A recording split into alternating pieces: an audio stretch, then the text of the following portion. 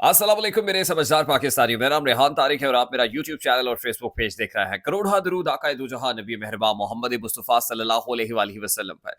इस दुआ और इस उम्मीद के साथ इस व्लॉग का आगाज करते हैं कि अल्लाह रब्बुल इज्जत इस मुल्क के फैसला साजों के दिलों में समझदार पाकिस्तानियों के लिए नरमी पैदा कर दे। अब से कुछ ही देर बाद GHQ में यानी रावलपिंडी में एक बड़ी प्रेस कॉन्फ्रेंस होने जा रही है और इतलात के मुताबिक इस प्रेस कॉन्फ्रेंस की तमाम तर तैयारियां मुकम्मल कर दी गई हैं।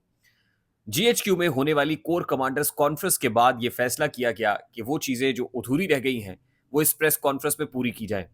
बहुत से एतराजात ये भी थे कि कोर कमांडर्स कॉन्फ्रेंस का ये एलामिया बहुत मुख्तलिफ है, क्योंकि इस एलामिया में इस बार 9 मई का 9 मई का जिक्र नहीं है।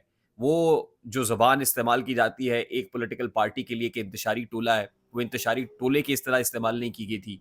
वो डिजिटल दहशत गर्दी की जो इस्तेलाह इस हर एलामिया के अंदर शामिल होती है, वो इस्तेमाल नहीं की गई थी। तो क्या कहीं कोई लचक का मुजाहरा किया जा रहा है? क्या पाकिस्तान तहरीक इंसाफ के साथ मामलात मुख्तलिफ हो गए हैं? तो ये फैसला हुआ कि DGISPR की इस प्रेस कॉन्फ्रेंस में वो इंडोर्समेंट्स असल में जो कोर कमांडर्स कॉन्फ्रेंस के अंदर ली गई हैं, वो फैसले जिनकी तौसीक आला सतही फोरम से कराई गई है, उन फैसलों को सामने रखा जाए। अब जाहिर है जब रिलीज सामने आती है या इस हवाले से मीडिया को इन्विटेशन आता है तो यही बताया जाता है ना कि जी मुल्क की दाखिली सिक्योरिटी सूरत हाल और दहशत गर्दी से निपटने के लिए पाक फौज क्या कर रही है या इस फ्रंट के ऊपर क्या खतरात दरपेश हैं। यानी मुल्क की अंदरूनी और दाखिली जो सिक्योरिटी सूरत हाल है, जो खारजा महाज पर हमें चैलेंजेस दरपेश हैं, जो इंटरनली पाकिस्तान को सिक्योरिटी डोमेन के अंदर चैलेंजेस दरपेश हैं, उस पर बात होगी। लेकिन अल्टीमेटली जब Q&A होता है तो उसके अंदर जो पॉलिटिकल क्वेश्चंस है वो होते हैं और फिर प्रेस कॉन्फ्रेंस का जो धारा है वो सियासी समत की तरफ मुड़ जाता है। अब इस प्रेस कॉन्फ्रेंस में क्या होने जा रहा है और इस प्रेस कॉन्फ्रेंस को इस वक्त बुलाने का मकसद क्या है, जरा इसका डिटेल से अहाता इस व्लॉग के अंदर करेंगे। लेकिन उसके साथ ही आपको बता दें कि अब 2 रोज बाकी रह गए हैं। पाकिस्तान तहरीक इंसाफ ने 8 सितंबर को इस्लामाबाद में जलसे की तारीख दी हुई है और उससे पहले ही अब बड़ी डेवलपमेंट यह है कि शाइस्ता कुंडी साहिबा, जिन्होंने अली अमीन गंडापुर के नाकाबिले जमानत वारंट गिरफ्तारी जारी किए थे और यह कहा था कि इनको गिरफ्तार करके अदालत में पेश किया जाए, आज सुबह शाइस्ता कुंडी साहिबा की अदालत में फिर अली अमीन गंडापुर पेश नहीं हुए और 342 का बयान रिकॉर्ड कराने के लिए उनको बुलाया गया था। मुकदमा बहुत पुराना है, 2016 का मुकदमा है, असलहा और शराब की बरामदगी का मामला है और इसमें अली अमीन गंडापुर साहब के नाकाबिले जमानत वारंट गिरफ्तारी जारी हुए मगर वो पेश नहीं हो सके और आज भी यानी गुज़श्ता शब शाम 5 बजे ये नाकाबिले जमानत वारंट गिरफ्तारी जारी हुए थे और वो नहीं आए। आज उनके जो वकील हैं राजा ज़हूर एक और अदालत में पेश हो गए हैं और उस अदालत में एडिशनल सेशन जज साहब के सामने ये दरख्वास्त की जा रही है कि शाइस्ता कुंडी की अदालत की जानिब से अधूरा ऑर्डर किया गया और शब 5 बजे कहा गया कि दूसरे सूबे में जो पुलिस जो है वो जाए KPK के अंदर और अली अमीन गंडापुर को गिरफ्तार करके लेके आए। अ, और पहली बार जो वारंट जारी होते हैं वो तो काबिल ज़मानत वारंट जारी होते हैं, तो नाकाबिल ज़मानत वारंट गिरफ्तारी किस तरह से जारी कर दिए गए।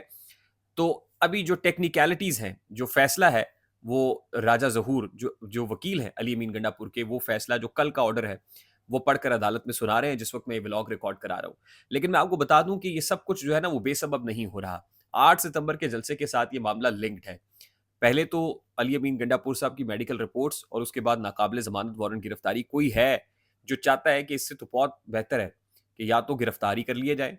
ज़ाहिर है कि जिनके ईमा पर वो काम करते हैं, जिनके साथ तासुर है कि बहुत लिंक्ड हैं वो और हैंड्स इन हैंड्स काम करते हैं और अली अमीन गंडापुर को एक तरफ ये कहा गया है कि आपने जनाब जलसा लेके, आपने लोगों को लीड करते हुए इसके सारे इंतज़ामात आपके पास हैं क्योंकि आप KP में हमारी हुकूमत है, आप सरबराह हैं। तो अली अमीन गंडापुर साहब खुद रिलक्टेंट है या कहने वालों के मामले पर रिलक्टेंट है क्योंकि कहने वालों की जानिब से अभी तक कोई गो हेड या ग्रीन सिग्नल नहीं मिल रहा। जिन्होंने ग्रीन सिग्नल देना है उनकी तरफ से ग्रीन सिग्नल नहीं है। अगर ग्रीन सिग्नल होता तो जलसे का जो मैकेनिज्म है, इस्लामाबाद में जलसे की इजाजत की जिस NOC की बात की जा रही है कि 22 अगस्त को जलसा मनसूख हुआ तो कमिश्नर साहब ने एक NOC जारी कर दिया।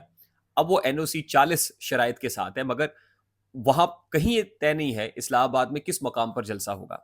रादर देन दिस एक बिल कौमी असम्बली से की कायमा कमेटी बराए दाखिला की डेलिब्रेशंस के बाद असम्बली से मंजूर हो गया, जिसके अंदर ये कहा गया कि इस्लामाबाद के अंदर पीसफुल प्रोटेस्ट के लिए एक मैकेनिज्म डिवाइस किया जाए। इस्लामाबाद के दाखिली रास्ते पर कहीं जलसा होना चाहिए और अगर कोई बगैर इजाजत के जलसा करे तो 3 से 10 साल तक की सजा हो सकती है। इससे आप माइंड बखूबी पढ़ सकते हैं, रीड कर सकते हैं कि असल मामला क्या है। तो ज़ाहिर है ये रीडिंग तो अली अमीन गंडापुर के यहाँ बखूबी वो जानते हैं और खूब है। इसलिए आप समझ सकते हैं कि ये सब कुछ बेसबब नहीं हो रहा। मेडिकल रिपोर्ट आना या नाकाबिल ज़मानत वारंट गिरफ्तारी जारी हो जाना। अब भी पाकिस्तान तहरीक-ए-इंसाफ के वर्कर्स जो सपोर्टर्स हैं, वोटर्स हैं, क्या वो फिर उसी तरह आंसू बहाते रहेंगे, रोते रहेंगे जैसे 22 अगस्त को रो पीट के घर चले गए थे? या अब की बार वाक़ई उस क़यादत को आइडेंटिफ़ाई करेंगे जो उनके साथ नहीं खड़ी या खान के साथ नहीं खड़ी हुई, जो एस्टेब्लिशमेंट के साथ खड़ी है? और अब आपको समझ आएगी कि खान साहब की हमशीरा अलीमा खान साहिबा बार-बार इनकी तरफ इशारा क्यों करती हैं और वो क्यों कहती हैं कि हमारी अपनी ही क़यादत इमरान खान की रिहाई के लिए संजीदा नहीं। और वो हुकूमत और एस्टेब्लिशमेंट के साथ मिलके कोई ना कोई रास्ता तलाश कर रहे हैं कि इमरान खान बेशक माइनस हो जाए, पाकिस्तान तहरीक इंसाफ की पार्टी चलती रहे और पीछे हमारा काम जो है वो होता रहे। अब ये प्रैक्टिकली ज़ाहिर है, इसके ऊपर मैं बार-बार कह रहा हूँ कि सवाल बहुत सारे हैं और 8 सितंबर तक 2 रोज़ बाकी रह गए हैं, आप देख लीजिएगा कि ये ऊँट किस करवट बैठता है।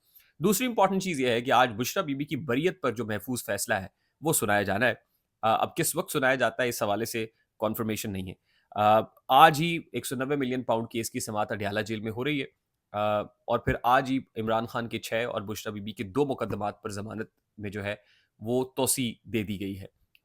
ये अफजल मजोका साहब की अदालत से ये ज़मानतों में तौसी हुई है और 190 मिलियन पाउंड केस की समाअत जो है आज अडयाला जेल में हो रही है, जहाँ इमरान खान, बुशरा बीबी के जो वकला हैं वो पेश होंगे और दूसरी तरफ से अमजद परवेज़ साहब और नैब की जो टीम है वो पेश होगी और ये केस अब तकरीबन हतमी मराहले में दाखिल हो गया है। अब इस केस के फैसले के साथ ही लिंक्ड है आज की प्रेस कॉन्फ्रेंस। आज डीजीआईएसपीआर लेफ्टिनेंट जनरल अहमद शरीफ चौधरी जो प्रेस कॉन्फ्रेंस करने जा रहे हैं, उसमें वो कुछ एविडेंसेस सामने रखेंगे, खास तौर पे जनरल फैज़ हमीद की गिरफ्तारी के बाद जो चीज़ें सामने आई हैं, उसका लिंक एस्टैब्लिश किया जाएगा इमरान खान से और तहरीक इंसाफ से। और उस लिंक को एस्टैब्लिश करके जो कोर कमांडर्स कॉन्फ्रेंस के एलामिये में कहा गया था कि कोई एहतसाब से बालातर नहीं है और फौज से ये एंडोर्समेंट और तौसीक इसकी करा के जब ये पब्लिक डोमेन में भेजा गया कि कोई भी एहतसाब के निज़ाम से बालातर नहीं और हमने अपना एहतसाब कर दिया है। अब अल्टीमेटली आर्मी एक्ट के मुताबिक मिलिट्री इंस्टॉलेशंस के ऊपर हमला, फ़ौज को बगावत पर उकसाने में, फ़ौज के अंदर जो है वो बगावत पर लोगों को उकसाने में जो कार्रवाई, जो कोशिश हुई, उसके ताने-बाने एक पॉलिटिकल पार्टी के लीडर के साथ मिलते हैं, सब्सटेंशियल एविडेंसेस मिल गए हैं, पार्टी इसके अंदर मुलव्विस है। तो ये जो 190 मिलियन पाउंड केस का डयाला जेल वाला सफ़र है, अब लगता ये है कि वो तेज़ी से इख्तिताम पज़ीर हो गया है और इमरान खान का मिलिट्री कोर्ट में ट्रायल नविश्ता-ए-दीवार है। और इस हवाले से ज़राए हमारे ये बता रहे हैं और इमरान खान को भी बखूबी पता है कि मिलिट्री कोर्ट में ट्रायल होने जा रहा है, इसलिए उन्होंने इस्लामाबाद हाई कोर्ट से रुजू किया था।